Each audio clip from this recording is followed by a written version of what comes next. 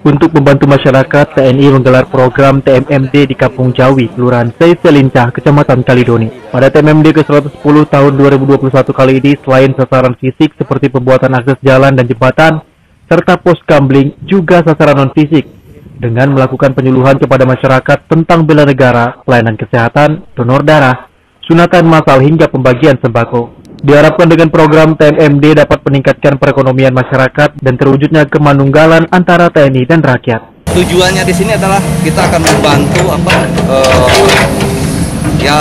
memperlancar perekonomian masyarakat, juga terjalinnya antara masyarakat dengan TNI, sehingga terwujudlah kemanunggalan TNI dengan rakyat. Harapannya seperti itu. Sehingga kalau terwujudnya kemanunggalan TNI dengan rakyat di sini, maka segala suatu permasalahan insya Allah bisa diselesaikan secara.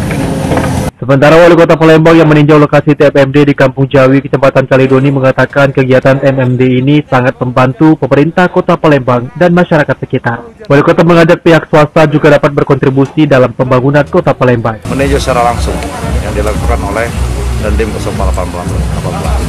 Tentu kegiatannya sekali lagi kami sangat mengapresiasi sekaligus mengucapkan terima kasih ya kepada jajaran Dandim yang terus berkontribusi membangun masyarakat ya, dan juga ada membuka akses jalan ya, kemudian jembatan ya. Jadi banyak yang dilakukan ya, ada beberapa item pekerjaan. Program TMMD ke-110 tahun 2021 digelar selama 1 bulan sejak 2 hingga 31 Maret 2021. Dari Palembang, Sumatera Selatan, Ganda Kopatra, TV One mengabarkan.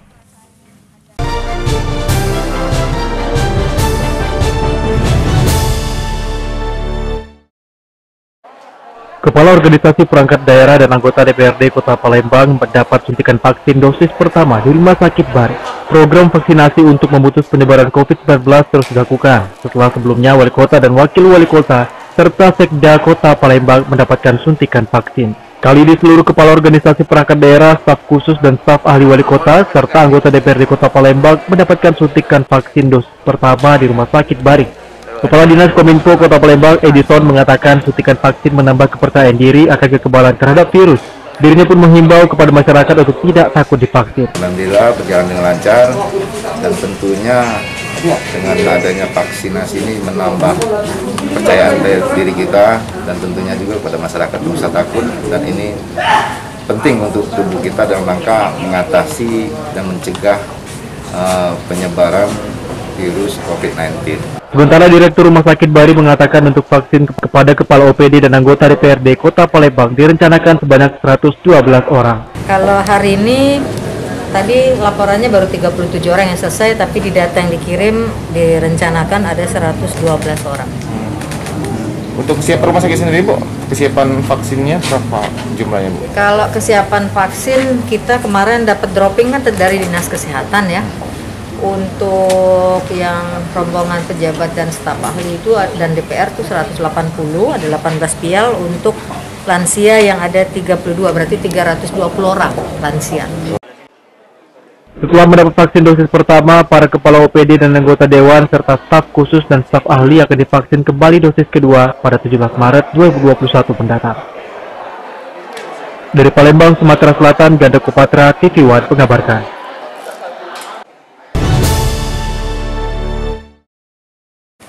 Wali Kota Palembang Harno Joyo meninjau langsung progres pembangunan Sekanak Lambidaru, segmen Lebak Cindo, Jalan Radial Kelurahan 24 Ilir, Kecamatan Bukit Kecil. Peninjauan dilakukan untuk melihat perkembangan pembangunan restorasi sungai Sekanak Lambidaru. Pembangunan Sekanak Lambidaru segmen Lebak Cindo ini juga merupakan salah satu target destinasi wisata baru di Kota Palembang. Sejauh ini pembangunan restorasi sepanjang 500 meter ini sudah berjalan sebesar 40%. Wali Kota berharap target 11 km Sekanak Lambidaru akan selesai pada tahun 2023 untuk mewujudkan destinasi wisata baru di Kota Palembang. Target pekerjaan yang panjangnya 11 km Sekanak Lambidaru ini ya 2024 ya. 2023 kalau kita upayakan multinya nanti Pak Erwan 2022-2023 akan selesai ya. Nah, kemarin kami dengan PU BSDA yang dipimpin oleh Pak Beren di sini akan melaksanakan dari jembatan Karang sampai di sini 800 meter ya. Kalau ini berapa anggaran Pak Irwan ini? Pagu kita 13 miliar, Bapak. Kontraknya 9 miliar. Nah, 9 dengan jadi sudah 38 kemarin kan? Masih 38. Jadi sudah ada 47 miliar ya. 47 miliar dengan panjang kurang lebih 1.001 kilo 300 atau 1,3 kilometer ya. Artinya target kita 11 kilo. Harnojoyo juga berharap dan memohon dukungan kepada semua pihak untuk menyukseskan optimalisasi pembangunan restorasi Sungai Sekanak Lambidaro, sehingga pengerjaan restorasi Sungai Sekanak Lambidaro dapat selesai sesuai target.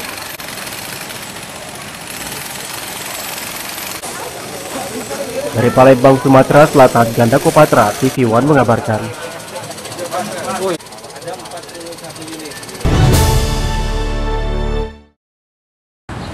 Untuk pertama kalinya di Indonesia, pelayanan tilang dan hukum di Mall Pelayanan Publik resmi dibuka pada layanan satu pintu khusus untuk masyarakat Kota Palembang. Bertempat di Gedung Mall Pelayanan Publik Jalan Gubernur Haji Bastari, Kekabari, Palembang, gerai layanan tilang dan hukum pertama di Indonesia resmi dibuka. Kepala Kejaksaan Negeri Palembang Sugianta berkesempatan membuka langsung gerai pelayanan tilang dan hukum. Turut hadir dalam kegiatan peresmian pelayanan tilang dan hukum Kepala Dinas Penanaman Modal Daerah Mustain, di mana ia sangat mengapresiasi apa yang telah dilakukan pihak Kejari Palembang. Atas kerjasama yang baik, akhirnya pelayanan tilang dan hukum di Mall Pelayanan Publik ini dapat resmi beroperasi. Mall Pelayanan Publik Kota Palembang ini merupakan satu-satunya pelayanan yang menyediakan konsultasi hukum di Indonesia. Sementara Kejari Palembang mengharapkan dengan adanya pelayanan Kejaksaan Negeri Palembang di Mall Pelayanan Publik ini memberikan kemudahan dalam pelayanan terbaik yang nyaman bagi masyarakat yang ingin mengurus surat tilangnya. Selain urusan tilang, di kantor pelayanan Kejari Palembang juga memberikan konsultasi hukum gratis pada masyarakat Palembang. Dengan adanya PTSP Kejari Palembang ini diharapkan menjadi pintu yang mendekatkan Kejari Palembang dengan masyarakat. Sehingga dengan layanan ini diharapkan masyarakat Kota Palembang dapat memanfaatkan layanan kami, dan karena di Mall PTSP ini juga ada pelayanan-pelayanan lain, kami harapkan juga dalam satu tempat masyarakat dapat dilayani oleh beberapa keperluan yang mereka inginkan, sehingga target akhir kami adalah kepuasan masyarakat Kota Palembang dalam hal pelayanan, terutama pelayanan kami. Kejaksaan Negeri Palembang siap. Dari Palembang, Sumatera Selatan, Febri, TV One mengabarkan.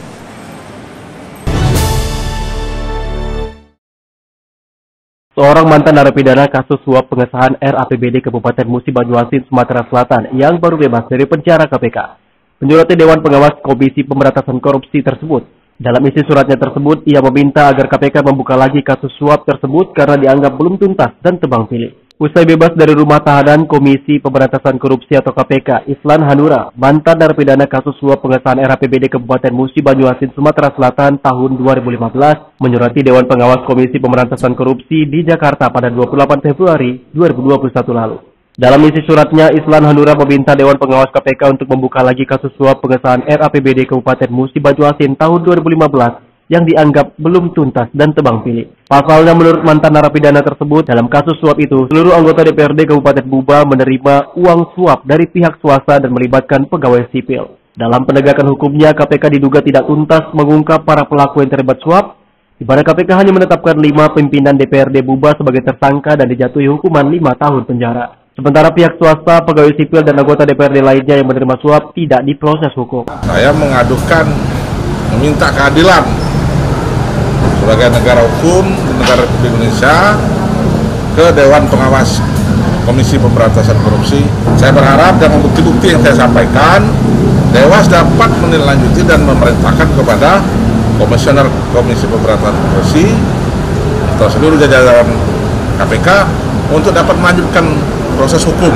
Sebelumnya pada tahun 2015 lalu, Islan Hanura bersama 4 pimpinan anggota DPRD Kabupaten Buba terjaring operasi tangkap tangan Komisi Pemberantasan Korupsi dengan kasus suap pengesahan RAPBD Kabupaten Buba tahun 2015 sebesar 2,6 miliar rupiah. Islan Hanura sendiri menerima uang 100 juta rupiah dari uang suap tersebut. Dari Palembang, Sumatera Selatan, Febriansyah, TV One mengabarkan. Sebanyak 90 pegawai di Dinas Penanaman Modal dan Pelayanan Terpadu Satu Pintu Kabupaten Musi Banyuasin, Sumatera Selatan menjalani penyuntikan vaksin COVID-19. Penyuntikan bagi para pegawai ASN dan pegawai honorer di Dinas PMPTSP ini dilaksanakan dengan memenuhi protokol kesehatan. Penyuntikan vaksin COVID-19 ini dilaksanakan di Gedung Dinas Penanaman Modal dan Pelayanan Terpadu 1 Pintu atau DPM PTSP. Sebanyak 90 pegawai dinas DPM PTSP dilakukan penyuntikan untuk tahap pertama. Penyuntikan vaksin COVID-19 ini dilakukan agar para pegawai di Dinas Penanaman Modal dan Pelayanan Terpadu 1 Pintu terhindar dari wabah COVID-19 serta melaksanakan program pemerintah. Sebelum dilakukan penyuntikan, para pegawai dilakukan cek kesehatan serta screening untuk mengetahui adanya penyakit bawaan. Jelaskan Pak, ini dari ini dilaksanakan di Dinas Penanaman Modal dan Pelayanan Terpadu 1 Pintu Pak, atau DPM Kabupaten Kuliasin, dengan jumlah pegawai sebanyak 90 orang. Dari daftar 90 orang. Dan kebetulan ada 2 orang yang tidak bisa divaksin karena sedang hamil. Kami melaksanakan vaksin terhadap ASN dan pelayanan publik yang ada di Musi Banyuasin, dan kami sudah melakukan dari tenaga medis dan ASN yang ada yang memberikan layanan publik ini sekarang ini sudah memasuki angka lebih kurang 6.000 orang yang sudah divaksin. Ada yang sudah selesai 100%, ada yang baru tahap pertama. Dan insya Allah target kami bahwa semua ASN di Kabupaten Musi Banyuasin ini dalam waktu dekat ini akan selesai divaksin. Rencananya usai penyuntikan bagi para ASN, penyuntikan akan terus dilakukan bagi kalangan guru pendidik serta masyarakat umum. Dari Musi Banyuasin, Sumatera Selatan, Puja Kusuma, TV One mengabarkan. Untuk memberikan rasa aman kepada masyarakat Oku Timur, khususnya masyarakat di 222 desa yang akan menyelenggarakan Pilkades serentak, Bupati dan Wakil Bupati Oku Timur langsung mendatangi Polres Oku Timur dan Kodim 0403 Oku untuk meminta dukungan pengamanan. Awal April mendatang, sebanyak 222 desa di Kabupaten Oku Timur akan menggelar pemilihan kepala desa serentak. Oleh sebab itu, pemerintah Kabupaten Oku Timur meminta dukungan dari personil kepolisian dan Kodim 0403 Oku dalam rangka pengamanan pelaksanaan pemilihan kepala desa tersebut. Hal ini diungkapkan oleh Bupati Oku Timur, Lanosin, bersama wakilnya Adi Nugraha Purnayuda saat bersilaturahmi dengan Dandim 0403 Oku. Menurut Lanosin, Pilkades tersebut digelar secara serentak pada awal April mendatang. Karena saya bisa dikatakan pemimpin baru ya di Kabupaten Oku Timur, sudah sewajarnya dan sudah sepatutnya dan sudah seharusnya saya untuk bersilaturahmi dengan Forkompinda yang berkaitan dengan Kabupaten Oku Timur yang kita cintai. Nah, harapan saya kedepannya dihubungkan dengan sebentar lagi akan juga terjadi pesta rakyat Pilkades. Tentu besar harapan saya Pilkades ini dapat berjalan dengan lancar. Menandakan kinerja yang baik dari Bapak Bupati, mau turun tangan secara langsung komunikasi terhadap Forkopimda dan mengetahui wilayah kerja dari beliau. Kaitannya dengan pemilihan Pilkades yang ke depan, tentunya kami pasti akan mendukung Pak. Diminta ataupun tidak diminta akan mensukseskan Pilkades yang ada di Kabupaten Oku Timur. Dari Kabupaten Oku Timur, Sumatera Selatan, Herman Sawiran, Redo Saputra, TV One mengabarkan.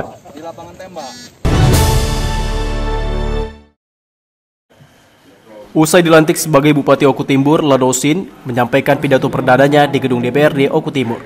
Pada pidato perdananya yang menyampaikan bahwa dirinya sangat mengapresiasi setinggi-tingginya kepada Bupati dan Wakil Bupati Oku Timur periode sebelumnya 2016 hingga 2021 atas keberhasilan dalam membangun Oku Timur selama ini. Selain itu juga Bupati dan Wakil Bupati sebelumnya telah berhasil meraih berbagai penghargaan maupun tanda kehormatan dari sejumlah kementerian guna mewujudkan apa yang telah menjadi visi terwujudnya Kabupaten Oku Timur yang maju lebih mulia. Lanosin telah menyiapkan 8 butir misi. Pada hari ini tentu yang disampaikan apa yang pernah saya janjikan tempo hari kepada masyarakat, yaitu tentang visi dan misi. Tadi kan sudah jelas saya sampaikan, bahkan saya ulang tadi bahwasanya untuk program ke depan akan saya sampaikan dalam RPJMD, rencana pembangunan jangka menengah pemerintah daerah ya. Itu berkesinambungan hingga 5 tahun. Sedangkan sampai dengan sekarang jabatan saya hanya sampai dengan 2024. Mudah-mudahan semua itu dapat berubah. Amin.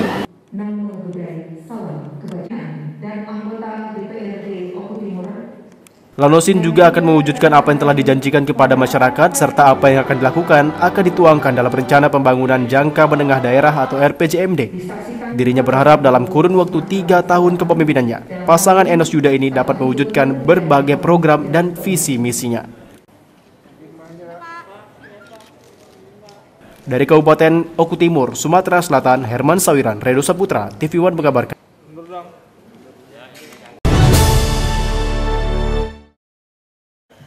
Dewan Perwakilan Rakyat Daerah Kabupaten Ogan Komering Ulu Timur menggelar sidang paripurna ke-8 tahun kedua 2021 dengan agenda mendengarkan pidato perdana Bupati Oku Timur yang baru, Lanosin Hamzah, serta Wakil Bupati Oku Timur, HM Adipurna Yuda Nugraha. Kegiatan ini dihadiri oleh anggota DPRD Oku Timur. Paripurna ke-8 ini mendengarkan pidato Bupati Oku Timur, Lanosin Hamzah. Dalam pidatonya, ia menyampaikan sedikitnya 8 visi misi di hadapan anggota DPRD Oku Timur serta tamu undangan.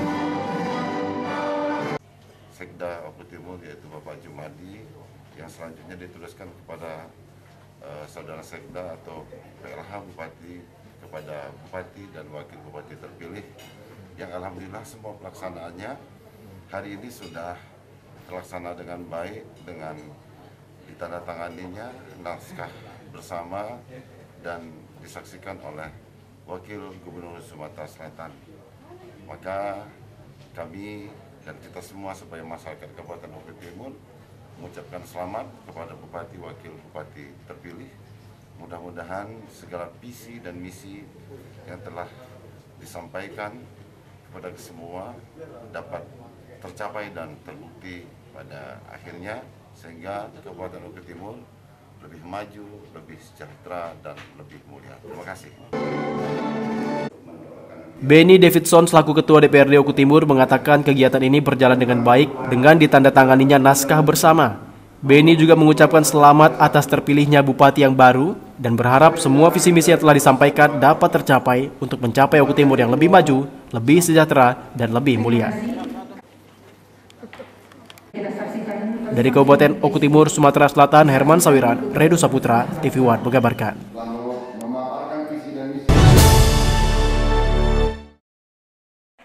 Dengan didampingi Forkopimda, Bupati Lahat Cik Ujang melaunching secara langsung vaksinasi COVID-19 tahap kedua yang berlangsung di Gedung Pertemuan Kabupaten Lahat. Vaksinasi tahap kedua hari pertama ini diberikan kepada 151 pelayan publik di lingkup pemerintahan Kabupaten Lahat. Pelaksanaan vaksinasi COVID-19 bagi pelayan publik ini ditargetkan selesai dalam waktu 15 hari dengan jumlah penerima vaksin sebanyak 2.513 pelayan publik yang terdiri dari kepala dinas dan istri, anggota DPRD, pedagang, tokoh agama, dan pelayanan publik lainnya.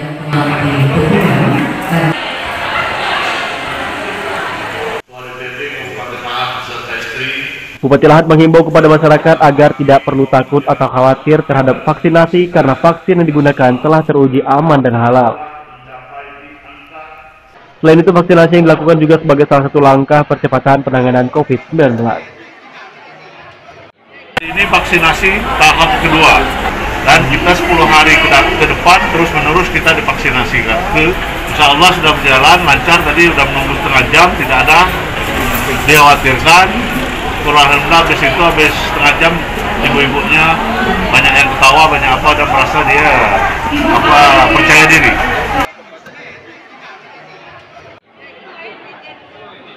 Di Kabupaten Lahat, 93% warga yang terkonfirmasi positif COVID-19 telah dinyatakan sembuh, dengan angka kesembuhan sebanyak 557 orang dari jumlah keseluruhan masyarakat yang terkonfirmasi positif sebanyak 603 orang.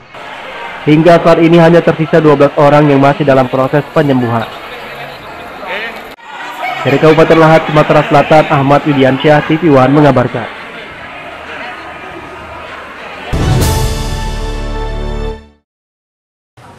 Belum genap 2 pekan menjabat sebagai Gubernur Kepulauan Riau, Ansar Ahmad optimis kasus COVID-19 di Kepri akan menurun sejalan dengan kesadaran tinggi masyarakat mengikuti program vaksinasi. Salah satu respon positif program vaksinasi tersebut adalah dengan antusiasnya vaksinasi untuk para lansia serta berbagai elemen masyarakat, termasuk para jurnalis yang digelar oleh pemerintah Provinsi Kepulauan Riau. Pemerintah Provinsi Kepulauan Riau menargetkan hingga akhir tahun sedikitnya 70% warga Kepri sudah mendapatkan vaksinasi. Selain program vaksinasi, Gubernur Kepri Ansar Ahmad juga optimis akan meningkatkan pendapatan asli daerah dari berbagai sektor strategis sebagai daerah kepulauan yang berbatasan dengan negara Malaysia dan Singapura. Salah satu yang baru diresmikan Gubernur Kepri adalah jasa labu jangkar di perairan Galang, Batam.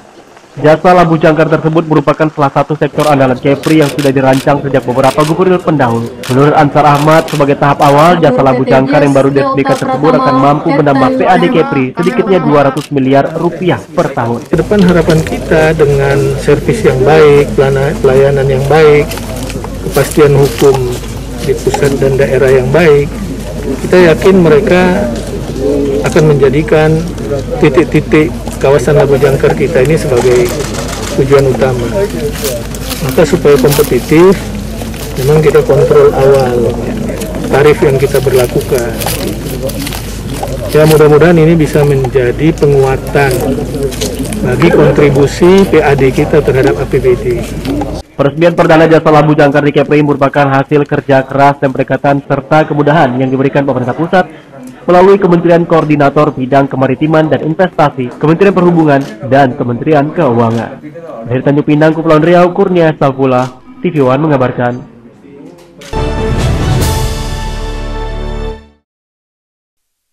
Melalui rapat paripurna di gedung DPRD Kota Medan, Wali Kota Medan Bobi Nasution bersama Ketua DPRD Medan Hasim dan unsur pimpinan Dewan lainnya sepakat untuk melakukan pembahasan 28 rancangan peraturan daerah atau Ranperda di tahun 2021 yang nantinya akan diwujudkan menjadi perda untuk mendukung 5 program prioritas Pemko Medan dalam membenahi kota ini.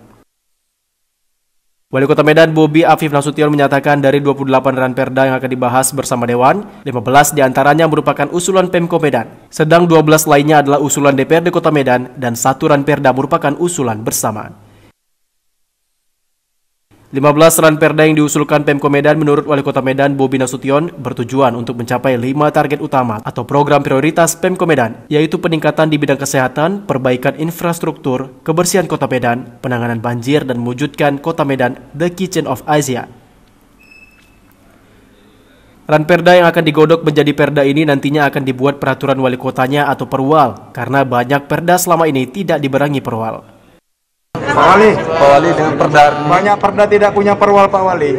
Itu gimana Pak Wali? Itu makanya tadi saya sampaikan juga fokus kita ini kan ada 5 tadi. Fokus kita ada 5. Dari situ dulu nanti kita buat.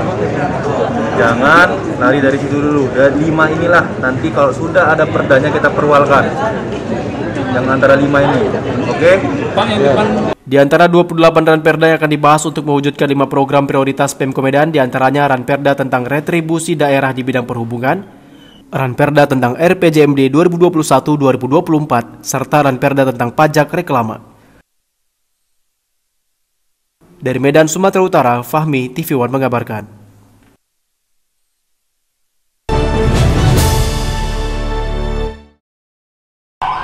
Pencanangan vaksinasi COVID-19 secara serentak di Kabupaten Lampung Utara dilaksanakan pada minggu pertama bulan Februari dengan prioritas pada tenaga kesehatan Lampung Utara.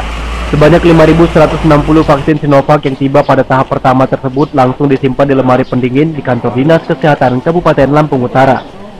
Vaksin tahap pertama yang dikemas dalam 2 kardus tersebut diterima langsung oleh Sekretaris Daerah Kabupaten Lampung Utara, Leko, dengan dihadiri oleh Kapolres Lampung Utara, AKBP Bambang Yudo Martono, dan pejabat Forkopimda pada 25 Januari 2021 lalu. Vaksin Sinovac yang sudah melalui uji klinis itu didistribusikan ke 27 puskesmas dan 2 rumah sakit yang ada di Lampung Utara. Sekretaris Daerah Kabupaten Lampung Utara, Leko, menjelaskan dari pengiriman hingga tiba di Lampung Utara, vaksin dikawal ketat oleh aparat keamanan hingga nantinya pendistribusian dan pelaksanaan pencanangan vaksin tetap akan dikawal ketat aparat keamanan. Saat ini vaksin Sinovac disimpan di cold chain kantor Dinas Kesehatan dengan suhu sesuai dengan standar atau prosedur penyimpanan vaksin yakni 2 hingga 8 derajat Celcius. Pelaksanaan vaksin di Lampung Utara secara bertahap yakni diawali dengan tenaga kesehatan, selanjutnya TNI Polri dan selanjutnya kepada 355.774 masyarakat Lampung Utara. Vaksin pada pagi hari ini sebanyak 5.160 dilaksanakan pencanangannya di minggu pertama Februari, berarti kurang lebih seminggu lagi akan dilaksanakan. Kemudian yang divaksin pertama adalah prioritas tenaga kesehatan. Secara ketat, proses pengiriman sampai di sini pengamanannya pun ketat, dikawal oleh kawan-kawan dari kepolisian sampai kepada titik distribusi pelaksanaan vaksinnya di minggu pertama bulan Februari. Dari Lampung Utara, Lampung, Pujiansyah Cipiwan mengabarkan.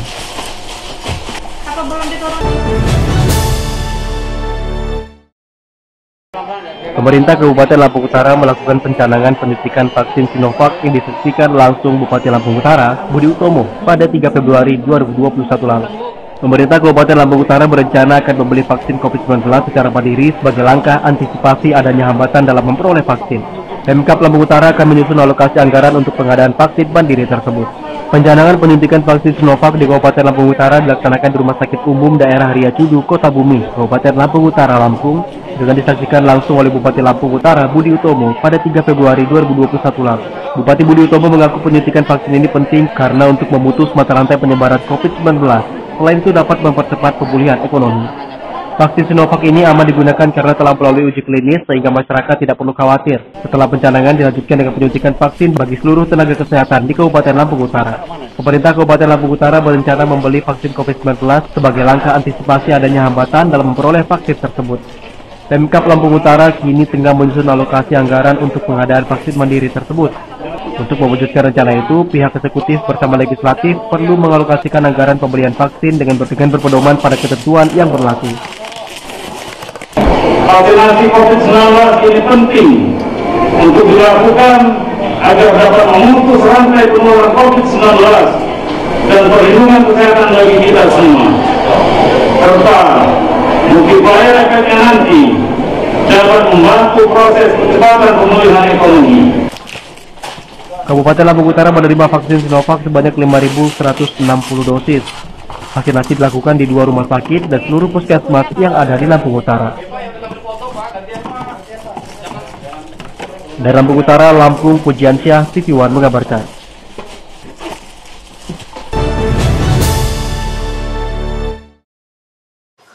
Maraknya penyebaran tahu berformalin makin meningkat di tahun 2021. Terlihat saat para petugas dari Polda Sumatera Selatan bersama Balai Besar Pengawas Obat dan Makanan dan juga pemerintah Kota Palembang berhasil mengamankan 1 truk yang bermuatan 20.000 tahu yang telah dinyatakan positif mengandung zat berbahaya berupa formalin. Penangkapan ini dilakukan saat truk pembawa tahu formalin tersebut siap memasarkan tahu ke Pasar 7 Ulu, Kecamatan Seberang Ulu 1. Petugas lalu mendatangi produsen tahu yang mengandung zat berbahaya tersebut.